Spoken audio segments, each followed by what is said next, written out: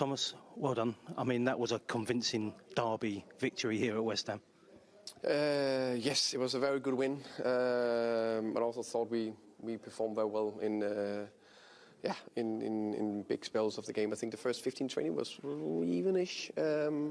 But after that, I think we got more hold of the game, and I think we ended very strongly that first half, dominating, producing chances, opportunities, cross it, very, just, waiting for that goal to come. It didn't come.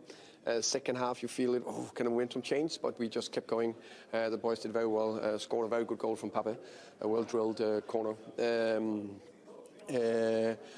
Second goal is maybe even better. Fantastic ball from Romeo to Lucas. Really, really good.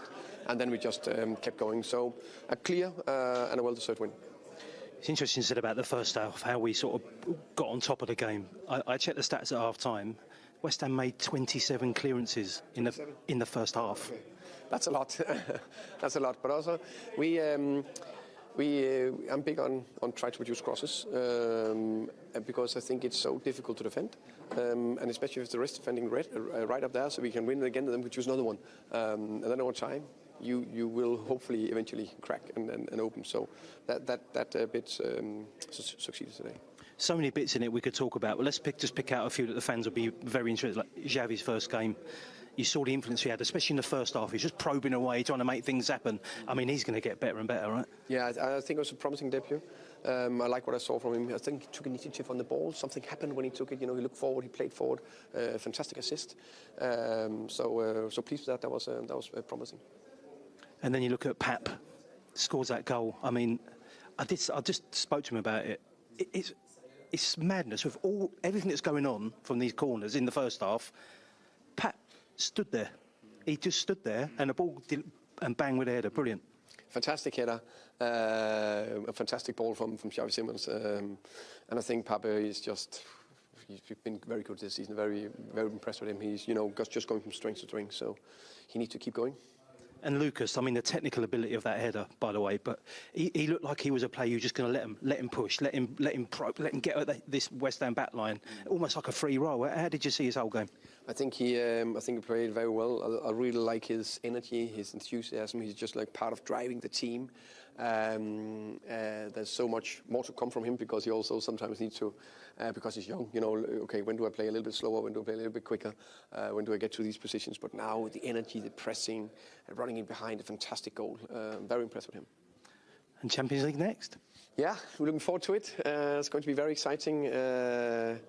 As I say, 24 hours, and we go again. So 24 hours where we can celebrate a bit. I think, you never take for granted you win, even want to win a lot, because it hurts so much when you lose. So I have a big win today. Tomorrow morning I'll be very focused and looking forward to the next 2 days, and I'm looking forward to Tuesday. As boys, disappointment for West Ham. We'll talk about them in a moment. But Glenn, overall, what did you make of the Spurs performance? Yeah, very good, very professional. I think they had the better... I mean, after the first 10 minutes, West Ham come at them, but they seemed to control the game, even in the first half. Should have had a goal, which was disallowed, so they should have gone in at half-time, really, 1-up. But you felt as if they were in control of the game. And obviously, going down to 10 men, West Ham, it was always going to be tough for them. It's difficult when you go down to 10 men, but when you're a deficit, you're 1 down, it's very difficult. 0-0, you can hang on for a draw. You can set a team up to defend and do it, but you're 1 down. At some stage, you're thinking, well, let's hold it for a while. And what happens? You're going to concede the second, and then that's game, set and match. And Spurs just did the right thing. They saw the game out. And they got into it very quickly into the second half. It was only 2 minutes in when Pape Sarr got on the score sheet. Xavi Simons with the assist. So nice for him to assist on his debut. Yeah, of course. But I mean, when you look at the West Ham setup, you see it and you're quite surprised already. You see Souček standing at the back post there. You see him there and he's unmarked. And it's actually crazy. I mean, even if you saw this in a youth team game, in under 10s, you'd be saying to the players, like, you've got to do better. You have to see that. You have to get organised quick. People have to communicate. Just see the setup there. Glenn, we couldn't believe it when we saw it. Well, you've got 4 players who've highlighted at the front post, marking absolutely no Spurs player at all. And you've got Sarr at the back, completely on their own. It's all down to zonal marking. Yeah. You zonal mark, and I'm saying, well, I'm in my area, but no Spurs player's gone into that area. So you've got to adjust. And team after team after team seem to do it. And they come unstuck, because if it's you get a run and jump on a zonal player, then that can happen. But then, if they're not, everyone should be matched up, man for man, a little bit of zonal at the front post and maybe in the 6-yard box. A good header of the ball to go and head and tack the ball. But at the end of the day, you know, it was too easy. It's been a pattern. It's been a pattern, and that's the problem. Like, when you're conceding the same goals week in and week out, the players have to take responsibility. You have to get organised quicker. Yeah, you're not wrong there. Look at that. Goals conceded from set pieces, 6. Leeds are second in this with 3, so they've conceded double the amount of leads. But I don't understand. Why do managers choose to opt for zonal marking? Because I feel like more often than not, we're talking about how it doesn't work. Yeah, I mean, I've been saying it for years. I mean, from corners, when the ball's astute and you can't see the ball, your players have got to run on you. Maybe when it's wide, a wide free kick and it's deep, you line up on the 18-yard box and you go back zonal. But at the end of it, the other thing I'd like to say is we all talk about set-piece coaches and we're all thinking about attacking set-play coaches and we praise them when they do well, but it's a part of the game is defending. So they've got to take some criticism for the way that they're set up defensively. It's their responsibility, not just the attacking set plays, defending as well. And something at West Ham, someone's got to get hold of that and change it because it's a pattern that just keeps failing them. So you've got, if you keep making the same mistake and you're not learning from it, you've got to change it, haven't you? Yeah, and like I said, the players have to take responsibility. Yeah. From whether it's a wide free kick or a corner. It's that thing, you always say that, try and make first contact. But then when Sarr, I bet Sarr, he probably can't believe his luck. Yeah, at the back absolutely. Post, Standing there, he's got all the time. It's just an easy finish for him. Yeah, well, 7 minutes later, West Ham find themselves a goal down and a man down. There can't be any arguments about the Souček red card, Glenn? No, I don't think so. I don't think he's gone in there malicious. I think he's, if you see it in a minute, he's going with his toe. He's trying to flick the ball and just flick it past the opponent. And then he just follows through and he catches Paulinho. Of course he does. Look, there's his toe. He's trying to just flick it and he catches him. And as soon as he hits it, look, he's saying, look, I didn't mean it. That's the damage that was done. Unfortunately, he wasn't injured. But it was one of those that the referee made a very quick decision and that was it. I think it was the right decision. And then it wasn't too long before they doubled their lead. Yeah, then me and Glenn, we actually watched this back and, listen, it's a good goal. Great delivery. It's an unbelievable pass and the finish, like, it's clever because he has a slight glimpse at the goalkeeper and then he sort of like headers it wide. But Glenn spoke about this before, about the back four, where they should be, or even the goalkeeper. Yeah, I think we've put an arrow there because he gets caught in no man's land. Yeah. But I think the arrow's going back is where they should have gone. Not where they should have started from. Their position was fine, the back four, but they should have dropped. Yeah. You know, and the other thing is, when you go down to 10 men, you're going to have players with their head up and have time on the ball because they've got a spare player on the pitch. So you've got to be able to know when to drop as a back four or 2 centre-backs, and they didn't. They just realised and they stood there. It was a hell of a ball from Romero, I've got to say. Oh, it was. And a fabulous goal. finish. Yeah, lovely header there. And then, to use Glenn's words, game, set and match as the third one went in. Yeah, then it was too easy. And even with the third goal, to be honest, like, it's really poor defending. You know, and it's been a story of their season so far, to be honest. I mean, the ball goes wide here. And at this stage, 10 men, it's going to be difficult on that. But all you're thinking really is, like, let's not concede another one. But even when the ball gets into the box here, you have to get tighter. You have to get closer. And it's just too easy. It doesn't really do a skill or anything. I think it just moves his body a little bit. But I just feel like it's just poor defending. You have to get closer. You have to slow your feet down. And it's a great finish by Van der Ven, to be fair to him, with his week before. I think nowadays, Jermaine, you would have had an absolute field day in that penalty area. Because if you look at defenders now, they're scared to tackle. Anyone that's got possession in the penalty area and they're running at you, all them West Ham players, and we can analyse and say, look, there's no tackle, it was too easy for him. But they're scared to dip their toe in the water and try and make a tackle. Half a touch, bang, it's a penalty. I think players, of course, they'll get tight. But then when you do that, then you have to make contact. But it's almost like they're getting tight jockeying and that, but there's no contact at the end of it, and it's just too easy for the attacking players. For West Ham, from their perspective, we thought that they had a bit of breathing space over the international break with the 3-0 victory over Forest, but now it's back to what it was. How concerned are you for this West Ham side and for Graham Potter as well? I am concerned, not only because of the results. The results are the results, and fans are going to be disgruntled. When a new manager comes in, you get an upshot. You see a team play differently. The results might not go their way, but they're playing differently. There's a different style, and it's quite positive. And the results have gone against them at the moment. There hasn't been a change. There hasn't been that upshot when a new manager comes in. I haven't seen a change in West Ham. They've just plodded along, similar to how they were before. And that surprised me with Graham. I thought Graham was a good appointment, and I thought he would take them up and push them to another level. And that hasn't seemed to, there's been no change there, and that's a concern. It really is. Recruitment, do you think that was the problem in the summer?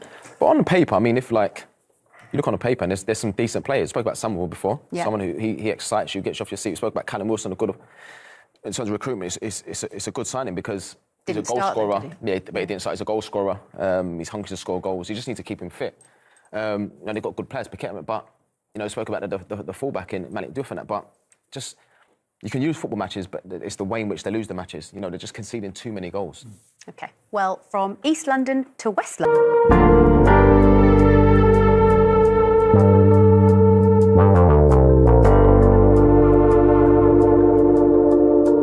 Xavi, well done. What a great way to start your Spurs career. Yeah, really happy with the win especially, and cannot be better, yeah. Tell me about this performance, because we just seem to get better and better. Yeah, obviously for me it's my first week here, coming into a new team, trying to adapt as quick as possible, the system, the way they play, and especially the way they find each other. So yeah, what I said, yeah, trying to fit that, and I think went really good, and obviously things can go better. We saw you in the first half, especially just coming in off the left, probing away. Did you feel that as long as we kept doing that, we'd get there in the end? Yeah, that was the clear message of the coach in the half time. We were trying to dominate and create chances. Obviously, they have good quality as well. And the second half, trying to start as good as possible, and that's how it went. So really happy about it. And how do you feel now? I mean, you've played your first game in the Premier League. You've played your first game for Spurs. I mean, I say, what a great start to your career. Yeah, no, I'm really happy to everything started right now. I'm trying to bring my football into the team. Trying to help the team with goals, assists, and to win things. So that's the most important thing. And Champions League next? Yeah, Champions League next. So now recover good and we go for the next game. Okay, Lucas is here. Well done. I'm going to get straight to it. What a header. Tell me how that felt. Unbelievable. Yeah, my first goal in the Premier League. I'm so proud. Me and my family as well. Great ball from Kuti and a great finish as well. So, yeah. It seemed like you almost saw that the goalkeeper was slightly off his line and you had to loop it over him. Yeah, I saw him coming out and I just thought, yeah, this is my chance. And yeah, it was a great finish. Luckily it wasn't offside. Perfect timing on that one. So yeah, I'm really happy. We saw you today really pushing on, really pressing, leading that press. How did you enjoy that? Because, I mean, you're a player with bags of energy. It seems like a perfect role for you. Yeah, it's been really good. I think today's game was really good. I feel like we got better and better throughout the first half and the second half. I think we're even better. They got a red card and we just keep going. 3 goals and a clean sheet. We said to Xavi, it just felt if we just kept going, we would get there. Was there confidence there in the players that we would? Yeah, definitely. It felt like we broke them down, created more and more chances, and yeah, in the end the goals came. Brilliant stuff. Now, if we look forward a few days, Champions League, you looking forward to that? Yeah, it's been a dream since I was a little boy to play, so yeah, I'm really looking forward to that one, yeah. Okay, let's get a bit deeper into that. When you hear that music for the first time, how are you going to feel? No, I don't even know, just, I don't know, like a kid, watching Champions League, you always wanted to play, and on Tuesday, yeah, it's the first game, so looking forward to it so much. I remember when Richarlison joined us, you got to remember, a Brazil international here, he said, the first time he was going to hear the Champions League music, he said, I'll have a tear in my eye. I'm not going to say you're going to have a tear in your eye, but it's an emotional thing for footballers, right? Yeah, it's one of the biggest things you can accomplish in your life in football to play the Champions League at the highest level. So yeah, it's going to be emotional for me. I'm going to leave it with your long throws.